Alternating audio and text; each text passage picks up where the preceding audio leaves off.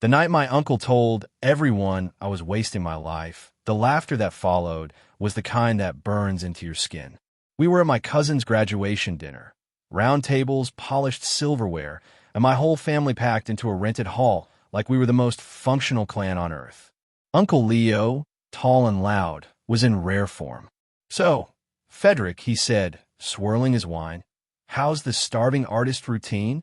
Sold any of those doodles lately?" A few people chuckled. My fork froze midair. "I'm doing okay," I said quietly. "Okay, you're 28, living in a one-bedroom apartment, painting waves and birds while real men build careers." His voice carried across the table. My mother's face tightened, but she said nothing.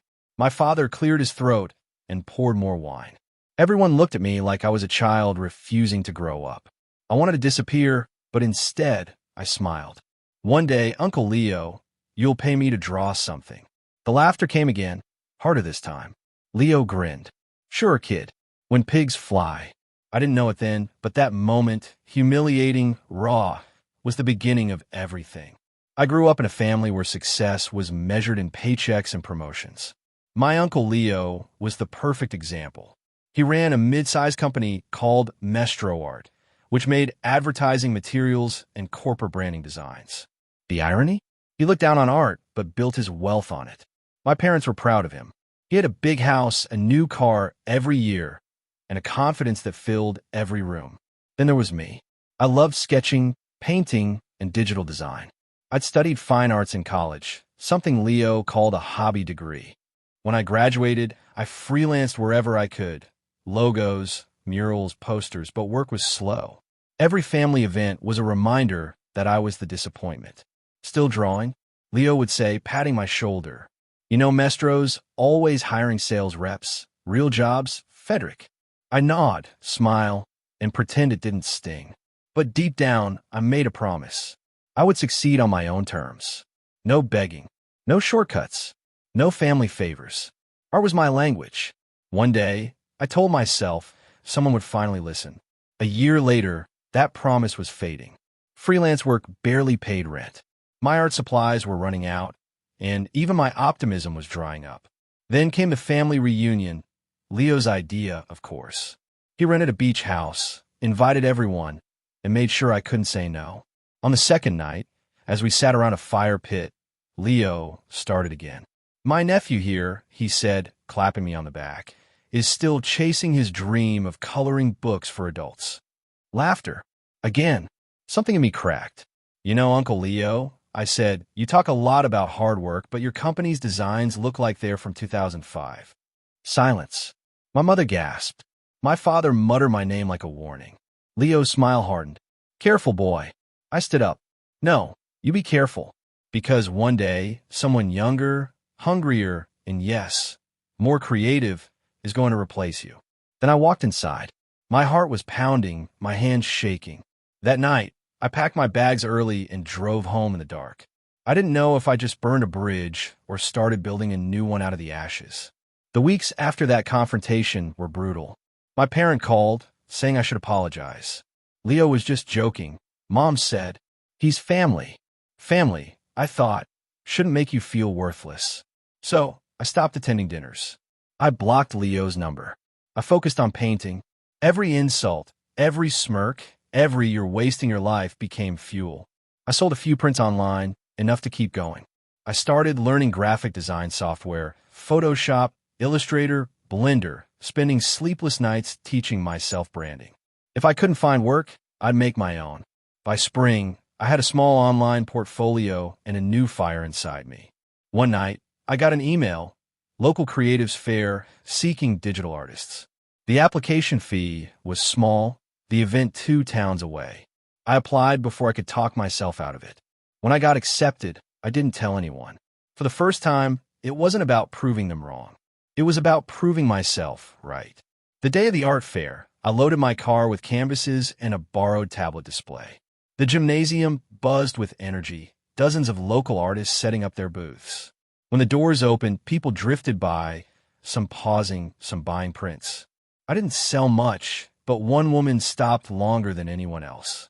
She wore a navy suit and carried a Mestro Art badge clipped to her lapel. "I'm Clara," she said, "creative coordinator at Mestro." My stomach tightened. "As in, Mestro Art?" She nodded. "We're scouting for freelance designers for a rebrand project. Your work's clean and emotional. Do you have a card?" I handed one over, trying to keep my voice steady. After she left, I just stood there, heart hammering. Of all companies, his company. Was it fate or irony? I didn't know, but I did know one thing. I wouldn't run from this. Not again. 2 weeks passed. I'd almost convinced myself Clara wouldn't call. Then one morning my inbox pinged. Subject: Design Proposal, Mestro Art. My hands trembled as I clicked it.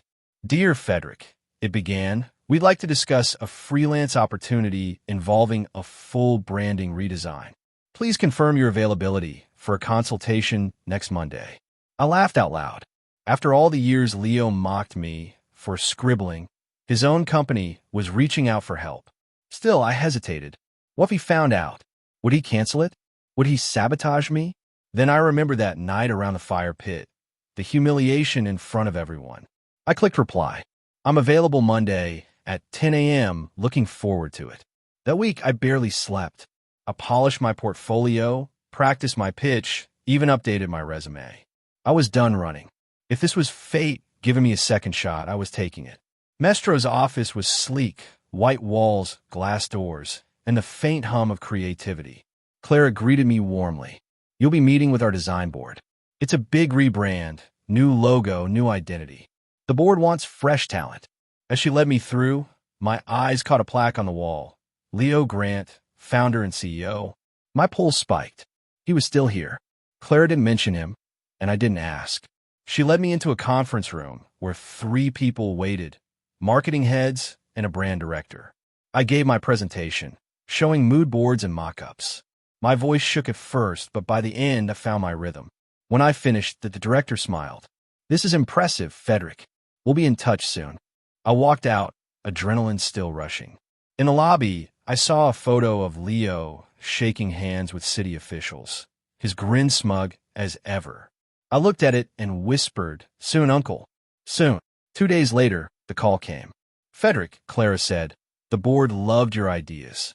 We'd like to bring you on as the lead freelance designer for the rebrand." My knees nearly gave out. "That's amazing. Thank you." She chuckled. "You'll report to the creative director, but some approvals will go through Mr. Grant." The name hit me like a cold wave. Leo Grant. Yes, the CEO. He's hands-on about design now, apparently. Of course he was. "Will that be a problem?" she asked. I thought about it. About the years of ridicule, the dinners, the looks.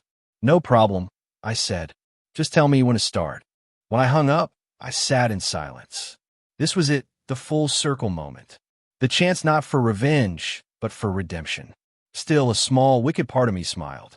Let's see if Uncle Leo remembers what I said that night. "One day, you'll pay me to draw something." The first week was surreal. I worked remotely, emailing drafts and design boards. Mestro's creative director, Paul, was kind and enthusiastic. He sent feedback, minor tweaks, nothing major. "Your work stands out," he said once. "It's modern but emotional." Leo hasn't said much yet, but that's good. He only talks when he hates something. My stomach twisted. Every time I sent a design, I half expected to get an angry email from Leo. But nothing came. Instead, I got praise. Within a month, the team had approved my new logo concept, an abstract brushstroke forming the letter M, clean, bold, and unmistakably artistic.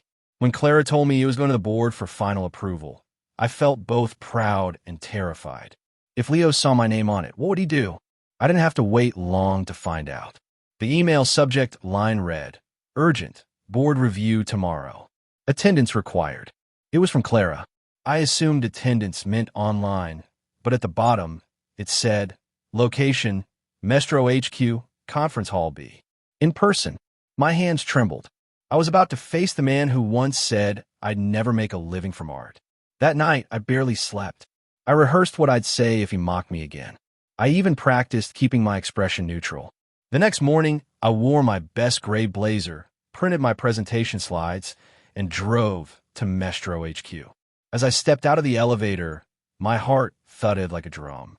Through the glass doors, I saw him, Leo, older, grayer, but still radiating that same smug authority. He looked up from his tablet, saw me, and froze. For the first time in my life, I saw something new in his eyes. Shock, maybe even fear. "Well, this is unexpected," Leo said, standing. His tone was tight, professional. I didn't realize our new designer had my last name in the family tree. I forced a smile. "Small world." He motioned for me to sit. "Let's hear what you've got." The room filled with executives. I plugged in my laptop and began. As I explained my vision, showing slides of Mestro's new logo, color palette, and tagline, Leo sat silently. When I finished, there was polite applause. Paul grinned. "I think we found our new face for Mestro." Leo leaned back, eyes narrowed. "It's different." "Different is good," Clara said quickly. "It's fresh." Leo's jaw worked, but he said nothing more. After the meeting, as people filed out, he stopped me. "Walk with me," he said quietly. I followed him into his office, heart pounding. "Tell me," he said, shutting the door, "was this your plan all along? To embarrass me?" "No," I said calmly. "That part just came free of charge." He laughed once, low and humorless. "You always had attitude. Still think you're smarter than everyone else?" "I don't think that," I said. "I just know what I'm good at." Leo crossed his arms. "You think a few drawings make you special? You wouldn't last a week in a real business." I held his gaze. "Yet your business hired me." For a moment, the silence stretched. Then he smirked. "Enjoy your little project, nephew. But remember who signs the checks." I left his office shaking. Anger, pride, and fear all mixed together. That night, I poured every ounce of emotion into the final designs, brand visuals, campaign posters, packaging mock-ups. I worked until dawn. If he wanted proof that my art was more than a hobby, I'd give him proof he couldn't ignore. Weeks passed. Mestro's board loved the new branding. Marketing tests showed positive reactions. Even investors were impressed. But Leo? Silent. Then, during a Friday video call, Clara said, "Frederick, the board voted. They're adopting your full design package. Congratulations." I blinked. "Wait, all of it?" "All of it," she said. "You're the talk of the office." That night, I sat in my apartment, staring at the email from Mestro confirming the project launch. I'd done it. I'd built something Leo couldn't take away. My phone buzzed. A text from him. "Leo, come to HQ Monday. We need to talk." Alone. I stared at the screen for a long time. Whatever this was, it wasn't over yet. When I arrived Monday morning, Leo's secretary looked nervous. "He's expecting you," she said softly. Leo's office felt colder than before. He was standing by the window, staring out over the city. "Sit." I obeyed, hands clenched in my lap. He turned, face unreadable. "The board is thrilled," he said. "They think your designs saved our brand." I nodded slowly. "I'm glad to hear that." He studied me for a moment. "You know, part of me wants to be angry. You proved me wrong, and I hate that. But another part," he trailed off, sighing. "Another part is proud. You did what none of us thought you could." The words hit me harder than I expected. "Thank you," I said quietly. He walked around his desk, extending his hand. "Let's call it even, huh?"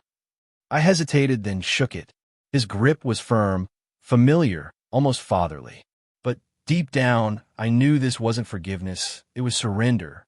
For once, Leo couldn't talk his way to the top. My work had done that for me, and that was enough. Over the next few weeks, Mestro rolled out the new branding everywhere. Billboards, social media, even TV commercials. Each time I saw my logo, my heart swelled.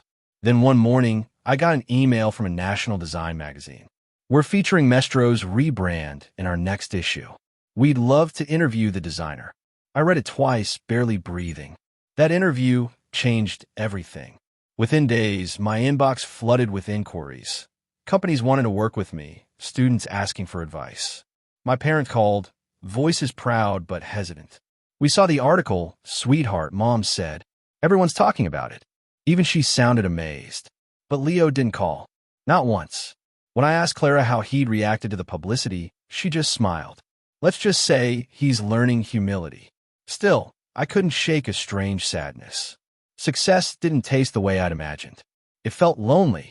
Maybe because, deep down, I still wanted him to say the words out loud. "You were right." 2 months later, Clara invited me to the company's annual dinner, an event Mestro hosted for clients, staff, and partners. It's tradition, she said, and considering your work, you deserve to be there. I hesitated but agreed. I told myself it would be purely professional. The ballroom gleamed with golden lights and polished crystal. Waiters moved between tables serving champagne. When I arrived, heads turned. People clapped me on the back, congratulating me on the rebrand. Then I heard Leo's voice. "Ladies and gentlemen," he said from the stage, microphone in hand, "let's raise a glass to Mestro's new era, and to the artist who helped us get there, my nephew, Frederick Grant." The applause was thunderous. I stood awkwardly as people looked my way. Leo smiled, the same confident grin as always. But his eyes were tired. For the first time, he looked smaller than the legend he'd built. And maybe in that moment, he realized the same thing I did. Our story had changed sides. After the speeches, I found myself surrounded by strangers offering praise. Clients, partners, even rival designers. But the moment that stayed with me came later when I stepped outside for air. Leo followed, holding 2 glasses of whiskey. "You did good tonight," he said, handing me one. "Thanks." He studied me. "You remind me of myself when I started Mestro. Hungry, reckless, stubborn. I'll take that as a compliment." He chuckled. "You should. You've got talent. Maybe it's time you used it for something bigger." "What do you mean?" "Mestro's expanding. We want to open a creative division. Modern art, digital campaigns, design leadership. I want you to run it." I froze. "You're offering me a job?" "I'm offering you a future," he said. "Full-time, high salary, a team under you." It was everything I'd ever wanted. Recognition, stability, respect. But I couldn't tell if he meant it as a gift or a chain. That night, I couldn't sleep. His offer replayed in my head. Running Mestro's creative division would mean status and security, but also working under him again. Could I trust Leo not to take credit? Could I trust myself not to lose what made me love art in the first place? At dawn, I drove to the beach, the same one from that old family trip years ago. I sat on the cold sand, watching waves crash, remembering the boy who'd been laughed at for dreaming too big. I pulled out my sketchbook and began to draw. Not for clients, not for Mestro, just for me. By sunrise, I'd made my decision. I called Leo. "About your offer," I said. "Yes. I appreciate it, but I'm starting my own studio." Silence. Then a low chuckle. "Of course you are. Always had to do things your way." "Always," I said. "That's how I got here." He sighed. "Good luck, kid. You'll need it." Maybe. But for the first time, I didn't care. I launched Grant Design Studio 3 months later. It started small, a rented loft, a second-hand desk, and a handful of clients who'd found me through the magazine feature. But word spread fast. People wanted authenticity, not corporate gloss. Within half a year, I had 5 employees, a roster of steady clients, and a growing reputation. One afternoon, as I was finalizing a poster for a travel company, an email pinged. Subject, collaboration inquiry, Mestro Art. My heart skipped. Inside was a proposal. "We're seeking an external studio to design our upcoming eco-campaign. Would Grant Design be interested?" No signature, just marketing department, Mestro Art. I laughed. Of course. They didn't even know I'd see it personally. I clicked reply. "We're interested. Let's schedule a meeting." Sometimes, the universe really did have a sense of humor. When I walked into Mestro's office again, it felt different. I wasn't the struggling artist or the nephew begging for approval. I was a business owner. Clara greeted me warmly, eyes shining. "Full circle, huh?" You could say that. Leo wasn't at the meeting. The team discussed timelines, budgets, creative direction. It was all business, professional, polite. At the end, the project manager said, "We'll send over the contract by tomorrow." As I shook hands with everyone, a familiar voice came from the doorway. "Still making waves? I see." Leo stood there, smiling faintly. "Always," I said. He nodded. "This time, let's make sure we both win." For once, it didn't sound like a threat. It sounded like respect. The eco-campaign was massive, a mix of art installations and digital storytelling. Mestro handled logistics. My studio handled creative. It was the biggest project of my career. During one meeting, Leo stopped by unannounced. He examined the concept boards, nodding slowly. "This is good work, Frederick. Thank you." He hesitated. When I was your age, I thought money was the only proof of success. But watching you, maybe I was wrong. The words stunned me. For years, I dreamed of hearing something like that. But instead of triumph, I felt something softer, sadness. Because it had taken him decades to see what I'd known all along. Passion has its own kind of wealth. "Better late than never," I said. He smiled weakly. Maybe, by the time the campaign launched, it had become a phenomenon. Social media lit up with praise. Environmental groups shared it worldwide. Mestro's profits soared. My studio's name was everywhere. The success felt incredible, but bittersweet. At the launch event, Leo and I stood side by side as cameras flashed. "Quite a journey, huh?" he said. "Yeah," I replied. "From wasting my life to this." He chuckled. "You had to remind me of that, didn't you? Every time I need motivation." We laughed together for the first time in years. But when the night ended, we went our separate ways. He walked toward the VIP table, surrounded by clients and old friends. I walked toward the exit, where the cool air felt cleaner. We both won, just differently. Months passed. My studio thrived. I hired more staff, rented a bigger space, and even started mentoring young artists. But family gatherings were still tense. "Mom, try to bridge the gap. You and Leo should spend more time together," she said once. "We've spent enough," I replied. He and I were polite now, cordial emails, rare phone calls, but the warmth never came back. Sometimes I wondered if I wanted it to, because every time I thought of him, I remembered that night at the graduation dinner. The laughter, the humiliation. Some wounds heal, but they leave a mark. And maybe that's okay. Not every story of success has a reunion. So just have peace. A year later, I got an invitation to speak at a national design conference. The topic, turning rejection into reinvention. I stood backstage, nervous, staring at hundreds of seats filling up.